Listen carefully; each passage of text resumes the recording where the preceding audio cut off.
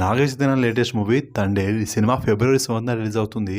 So cinema hit అవ్వాలంటే ఎన్ని కోట్లు కలెక్ట్ చేయాలి, సినిమా ప్రీ రిలీజ్ బిజినెస్ ఎంత జరిగింది, మీకు వీడియోలో డీటెయిల్గా ఎక్స్ప్లెయిన్ చేస్తాను. వీడియోని స్కిప్ చేయకుండా ఎండ్ వరకు చూడండి. అండ్ నాదొక స్మాల్ రిక్వెస్ట్, వీడియోని లైక్ చేయండి, కొత్త వాళ్ళు ఛానల్ని సబ్స్క్రైబ్ చేసుకోండి. రిలీజ్ అయిన సాంగ్స్తో సినిమా పైన మంచి హైప్ అయితే క్రియేట్ అయింది.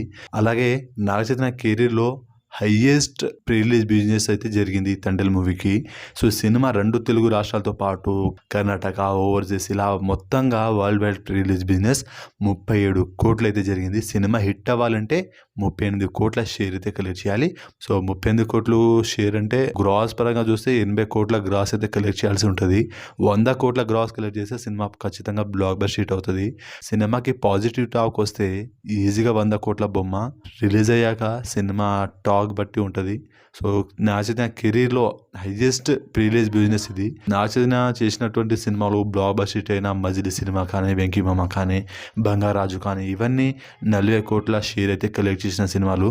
సో ఈ సినిమా కూడా మంచి పాజిటివ్ టాక్ వస్తే 40 కోట్ల షేర్ ఈజీగా అయితే కలెక్ట్ చేస్తుంది. ఈ సినిమా హిట్ అవ్వాలంటే 100 కోట్ల బొమ్మ కలెక్ట్ చేస్తుందా లేదా? అండ్ సినిమా పైన మీ ఒపీనియన్, మీ ఎక్స్పెక్టేషన్ ఏంటో కామెంట్ చేయండి. వీడియోని అయితే లైక్ చేయండి, షేర్ చేయండి, ఛానల్ని సబ్స్క్రైబ్ చేసుకోండి.